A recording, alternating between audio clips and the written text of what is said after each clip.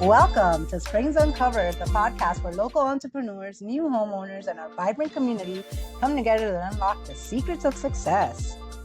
We're going to be your go-to source for everything happening in our community.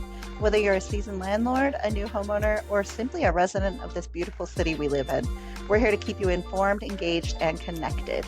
Each episode dives into the latest in local real estate trends, important property management updates, and the ever-changing legislative landscape that impacts landlords and tenants alike. We'll also highlight exciting upcoming events and spotlight the hidden gems around Colorado Springs that make our area so special.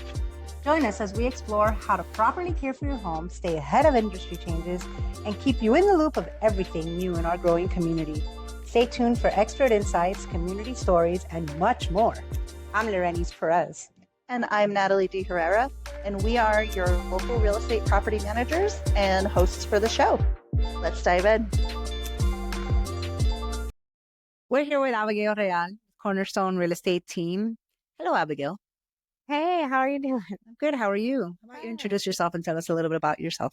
My name is Abigail Real. I am the chapter president of the National Association of Residential Property Managers, Colorado Springs chapter. We abbreviate that as NARPM. It's kind of a mouthful. So, NARPM is composed of high-level professional property managers, support staff, and quality vendors. And one of our goals is to elevate the industry through professional development, education, and camaraderie. I represent incredible managers who strive to comply and abide by all local and federal laws. And our members are diverse in political views, business size, portfolio type, and personalities. But we find commonality in our mission to work in our owners' best interest while providing quality service to our tenants. What motivated you to get involved in NARPM at the leadership level? You know, I think this may be a familiar term for some, but I was voluntold. We all have been there. So I was invited to come, and, you know, whenever someone brings a need to me, if it's something that I can do, I definitely try to make that happen. Well, that's good. That means you're doing something right. If they're volunteering you to do something right, at least they're not telling you to back away. Yeah. Hopefully there's that level of trust. Awesome. Well, welcome, guys. Thank you for taking the time out of your day to speak with us. So the Colorado Housing Coalition sponsored a day on the Hill to go to the Capitol to talk about legislation and the new legislative session and oppose some of these bills that are coming up. I know you were there in attendance as the NARPM president. Tell me a little bit about your experience on the day on the Hill. Yeah, so Samantha Santee, she is an incredible individual. She's been volunteering with that group for the last several years. And she was the driving force, I think, to get that day on the Hill. So they worked with our lobbyist, William Much, who reached out to one of our senators, got him to sponsor the day on the Hill. And so we were able to meet. We had a bunch of different people out to come speak to our group. We had Marsha Waters. She's the head of Colorado Real Estate Division. She spoke for a little bit. We had one of our senators come and speak. We had a representative from the Colorado Homeless Coalition come and speak. And we had an attorney, Pete Muccio, speak a little bit on the legislation and what they believe is going to happen this year, and, you know, kind of a little bit of feedback for us about how we want to handle the current year and the upcoming years. And it was really beneficial for us to kind of sit down and chat. There was a bunch of different people in the audience that were taking a part in the day. We had a couple of mom and pop landlords that came out. And it's interesting to hear the ways that some of these bills have affected them. And then we had the opportunity to go across the street from the building we were in to the Capitol itself and walk around and try to grab on a couple legislators as they were leaving session or leaving committee hearings so that we could give them our sheet. That we had 4 bills that we were specifically, hoping to discuss with them that we were opposing. And one of those will be in committee hearing this week regarding deposits. And so our big goal is we want to be able to have those conversations with our legislators. They don't always know how those things impact So when we were able to stop, specific people, we talked a little bit about last year and some of those major law changes that are impacting how we do business now. Because I think that as people, we always have the best intentions. And so definitely as lawmakers, you always have the best intentions that you want to protect your constituents. And so unfortunately, some of the laws that we passed last year are having some negative effects on their constituents, which maybe wasn't something that they had at the forefront. It wasn't something that they took into consideration. So it was nice to be able to discuss that, as property managers, as housing providers. Although we do have our fiduciary responsibilities to our owners, we also take into consideration our tenants and their experiences as tenants, their customer service levels. And a lot of us are either tenants now or we've been tenants over the years. So we definitely have those personal experiences that we're able to draw from as well, and what we would consider to be a quality housing provider. And we definitely take that into consideration when we're doing business. And what were the biggest legislative concerns for property managers that were addressed that stood out to you? A couple years ago, our Governor Polis, made a statement after the legislative season was over. And he made the statement that he had concerns that tenant rights were going to become tenant wrongs, because when you start to overregulate as a whole, housing providers will then take other steps to protect themselves and to do what they need to do to operate business from the day to day. And we're definitely seeing that. So there was a lot of proposed bills that, although we're sure that they have the best intentions, we're concerned about how that's going to negatively impact our business and how those financial burdens are going to be passed on as a whole to the wrong people, if that makes any sense. So one specifically is a law that passed last year that was the Portable Tenant Screening Report. And essentially the goal of that bill was to make applying to properties more accessible and affordable for everyone, for the average person. And so instead of going out and paying $40 here and $60 here and $45 here and $100 here, they were going to be able to get one screening report, and then they would be able to take that around to the different places that they were applying to. Now, unfortunately, we haven't really found a provider that offers those. And so although there are companies that are saying, oh, we'll give you one of these, it doesn't necessarily include all 6 items that are required to be considered a portable tenant screening report. Criteria that certain property management companies ask for. Yes.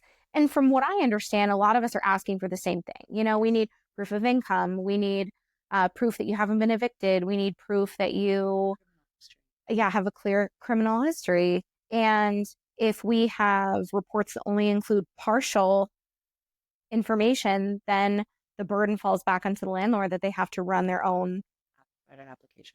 So instead of this being more of a benefit of a tenant, all they're doing is wasting their money on companies that are scamming. And we discussed, maybe a better way to have gone about that is, instead of putting the regulation on the landlord and telling us that we have to approve and accept a PTSR, maybe the regulation should have been set on the burden of some of these providers, Experian, TransUnion, those companies that they're the provider. Some of them won't even release that information.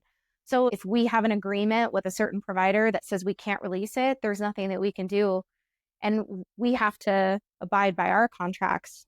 And so those were some of the things that we talked about. We see a lot of those trickle down effects coming when it comes to some of these proposed bills for this year.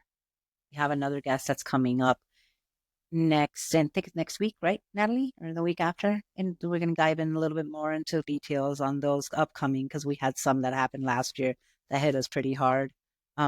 What role does NARPM play in advocating for property owners and managers when it comes to these legislative issues? Great question, Lorne. Natalie, you want to add to that question?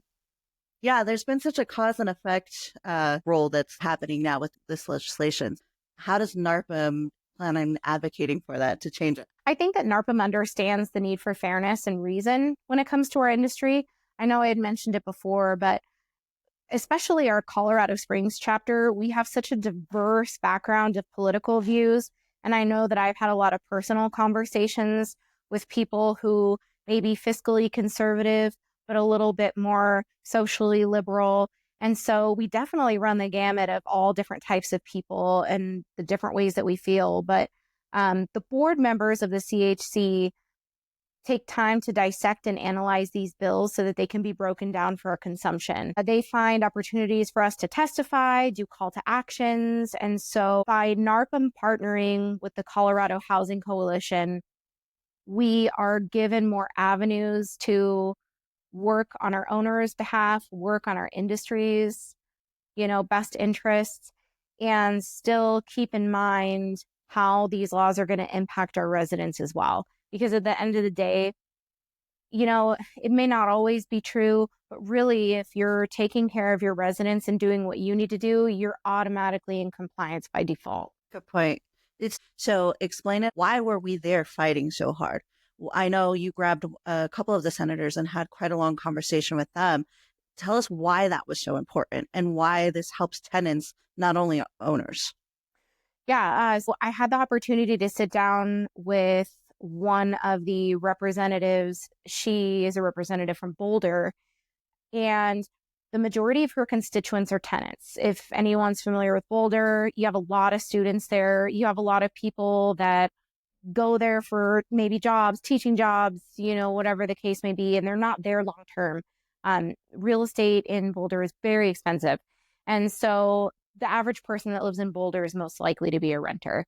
So this representative in particular, her main concerns are taking care of her constituents, the people who elected her. Her and I talked about some of the laws that passed last year that were enacted immediately. I think that was another topic that we kind of touched on is, they implement these law changes and it's like as soon as the governor signs them, they're in effect. And we're kind of reeling, trying to figure out how those implications are going to affect our normal business. And so her and I talked about that being a really difficult thing. And the other thing we talked about too was she mentioned that for mom and pop landlords, there were all these exclusions. And historically, Colorado has had exclusions in their bills where if you have 5 or less doors or 5 or less properties or, however many doors they determine that to be, or the type of housing, this bill doesn't apply to you. But the way that that's been interpreted is if you have a management company that manages for you, you don't get those exemptions. And so the majority of my portfolio as a property manager at my company, we are a military owned, a veteran owned business.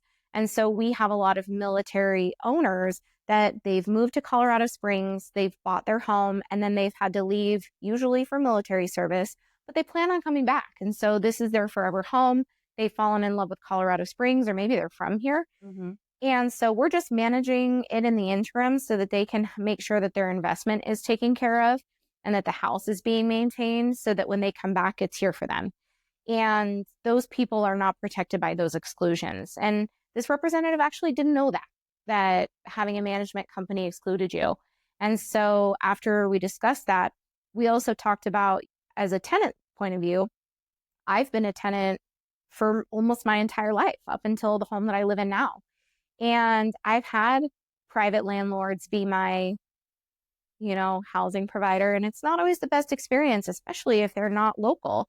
Because if you have a maintenance issue, if they're in Germany because they're serving in Germany at the time, I got to wait 12 hours to get a hold of them. And if it's a clear maintenance emergency, I have no one that I can reach right away. It's on the tenant's best interest to have somebody that's available that can answer their phone call and troubleshoot those kinds of issues.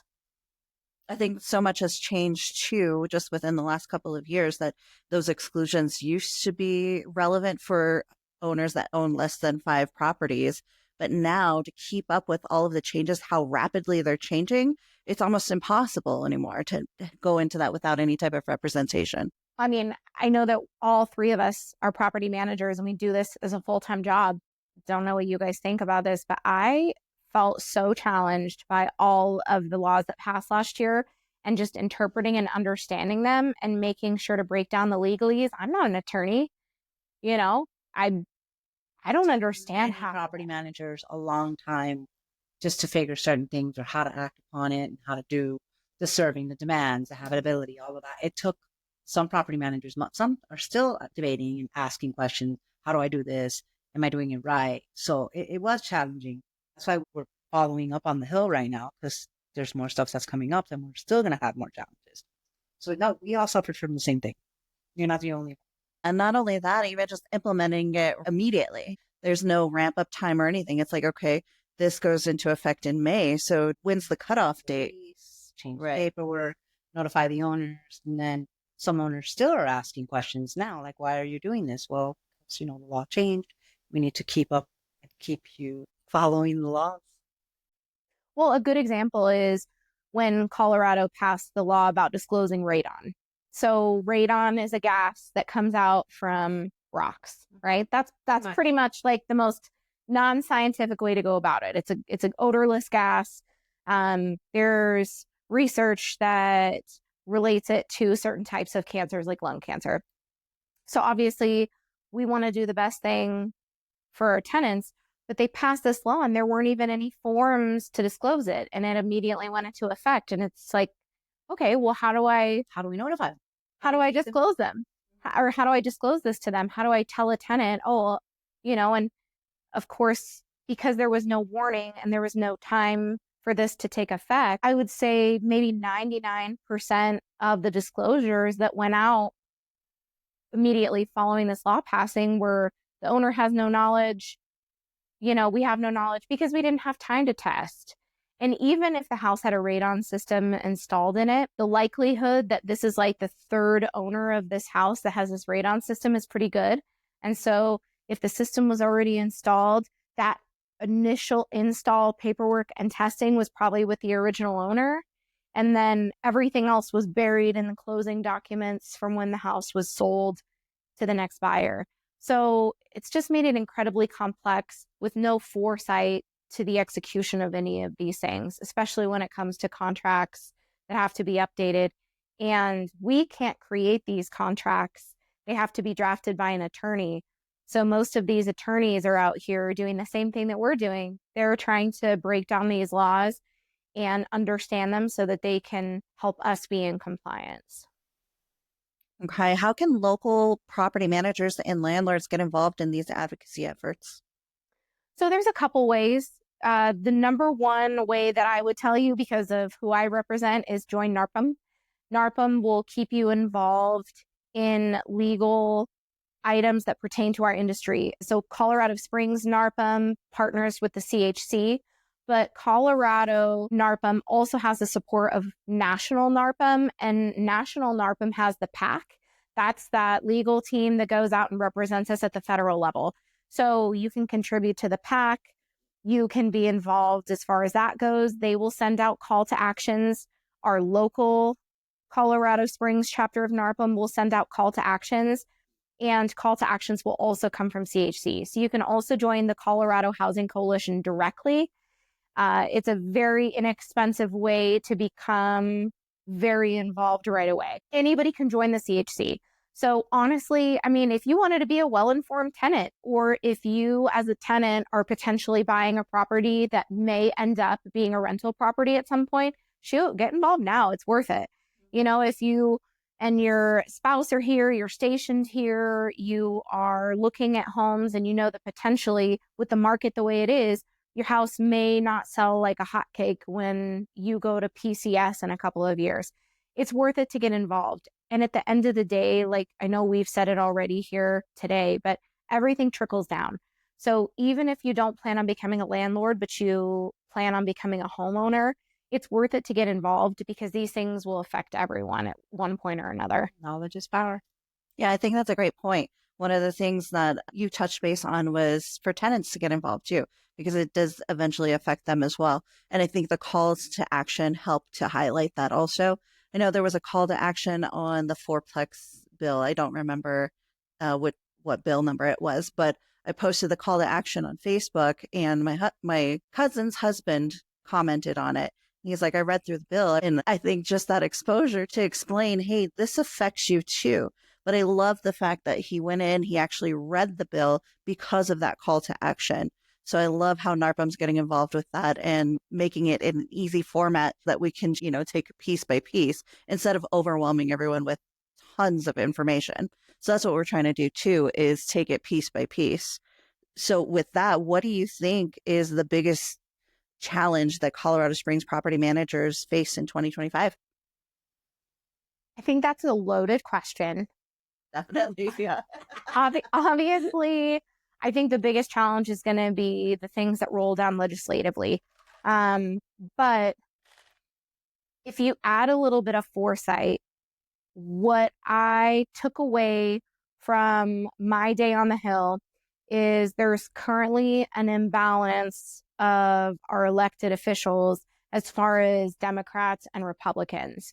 And I think that even if you identify with a certain political party, you will find yourself breaking down certain issues and indicating that you may feel one way or another. And I think that the biggest challenge that the CHC and landlords in Colorado Springs are going to have is because of the imbalance of the political parties, all legislation and the way that things are going to be voted on are going to be overwhelmingly tenant friendly. And I think what we need to do as the CHC and as NARPM and as individual investors or homeowners, whatever our capacity is taking time to really break some of these down a little bit more and realize that this isn't a party issue. Because at the end of the day, we see the results of all of this legislation passing. I mean, you can only regulate so much before it breaks things down. And so I think what we need to do is really focus on some nonpartisan or some bipartisan lawmaking that can help protect some of our smaller landlords. The majority of single family home rentals are owned by small investors. These are people who own 5 or less properties. And so when you continue to pass legislation that financially impacts them and makes it more and more difficult to navigate, it no longer makes sense to stay in the landlord business. And so eventually that could really affect our inventory. And it could also lead to more and more investment companies buying out these properties and buying out this real estate. And typically when you're looking at the big picture, it's usually the big companies that have all the problems. And these laws are really being written for a very small group of landlords that may not be managing the right way. And we've heard it in the news. We've heard about property management companies in Aurora and how they mishandled properties there and how it led to a whole plethora. And we all get affected. Yes. A lot of other owners, they didn't plan on being a landlord. They inherited the property, or they got into a divorce and had to keep the property, or there's so many other reasons, and it affects them. Yeah. And they don't plan for that. I think we just have to work more on breaking it down instead of tenant landlord right and wrong, focusing in on the fact that a lot of these landlords are in the same income tax bracket, if not just slightly more than some of these tenants. And so these landlords are their constituents as well. And maybe they did elect them or maybe they didn't. Regardless, we're all community members here and we have to work together to create legislation that's going to actually do what it's intended to do and not have some adverse effects like some of the things we've seen lately. That's a great point. It feels almost like we're pitting tenant against owner. It's a very tenant friendly state or an owner friendly, and it's not that. It's a symbiotic relationship. We both need each other to benefit the housing industry. I think that's the point that we're really trying to get across to tenants, is that this affects you adversely and we're trying to help regulate that balance. We're fighting on your behalf as well. Well, and I think we can all agree too, the majority of our tenants are fantastic, because we wouldn't take the risk and be landlords if the majority of my tenants weren't fantastic. Same with my owners. I had a legislator ask me, well, do you have any slumlords that you manage for? And I said, no, I don't. I said 99% of my owners and I work together flawlessly. We have no issues. And the 1%, whenever we do have an issue, I just have to show them, hey, this is why we need to do it this way. This is what the law looks like. This is what the expectation is to keep the house habitable. And they understand. There's always going to be situations where we don't understand. And it's more about educating our owners and our tenants and being educated ourselves so that we can relay that, because my owners aren't professional property managers. And I don't expect them to have all of the new house bills that are coming through memorized or how that's going to affect them. And so I was telling an owner earlier today, on today's episode of What in the Heck Do I Pay You For? I'm out here researching these bills and I may be testifying on them. A couple weeks ago, I signed up to testify on behalf of NARPM for one of these bills. And I was up until 10 something at night because the committees started late. And, it's what we have to do. If we're passionate and we want to be involved, we have to take the opportunity to testify against some of these things. And if we can make the bill work, we need to talk about how we can amend it. What can we take out of here? What can we add to this? What exclusions can we introduce to this bill so that it makes sense and it doesn't have negative effects? Yeah, and not just that you were testifying and waiting to testify. You were doing that at the office, away from your family, away from, going to dinner that night, whatever your plans were. You canceled them to stay at the office until 10:30, 11 o'clock at night to fight on behalf of these bills that are coming forward. I have a big dog. And so I can never trust her that she'll be quiet when I'm trying to work on my computer. And during the day, if I'm in the office and I have to work from home for whatever reason, if she hears something outside, she's going to let me know.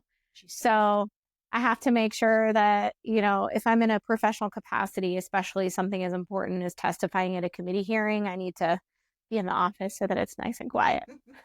Well, thank you for the time that you dedicate to this. And thank you for going up to Denver, too, for the Day on the Hill. That's awesome that you're so involved with that, with NARPM. Where can people learn more about NARPM and how to get involved in future advocacy efforts? Yeah, that's a great question. So Colorado Springs, our website is csnarpm.org. You can visit that website. You can join there. We have monthly luncheons where we have opportunities for continuing education and training. Sometimes we'll have panel presentations, which is pretty neat. A couple years ago, when we were getting ready to elect a new mayor, we invited all the candidates to come. So it was so fun. I mean, I am so impressed by people who take initiative to go out and do those jobs. It's definitely not something that I would anticipate in my future at all. But, those are elected capacities that they're representing everyone here in Colorado Springs. And Colorado Springs is so diverse and so different from a lot of places that I've lived. And so we needed to have opportunities to meet and discuss some of the issues that we had, especially as landlords. And so it was really interesting to get everyone's take on it. And at least my personal opinion is you'll sometimes get people who are running for a political capacity, and they're more worried about campaigning than actually listening to the questions that you have and taking a moment to think and then respond back. And so it was great to hear the responses and some insight coming from some of these potential leaders that we had. So this next luncheon that we have is going to be Marsha Waters. She's the head of the real estate division in Colorado. She's going to come talk about all the things that the realtors did wrong this past year. She's going to talk about audits. She's going to talk about all different kinds of aspects that affect us. In the state of Colorado, if you manage single family homes, you do have to be a licensed broker. So the expectations and the overseeing of the real estate division is something that affects us on the day to day. So she's a great speaker. Thank you very much, Abigail. I think you've done a wonderful job. I think you're going to do amazing this year at NARPM. You're definitely kicking ass already. And actually, in 2 weeks, we're going to have a couple of vendors coming up. We're working on some vendors for you guys. That way we start getting into the spring, get you guys some information. All right. Well, that's it. Thank you so much, Abby, for coming. Thank you. Bye.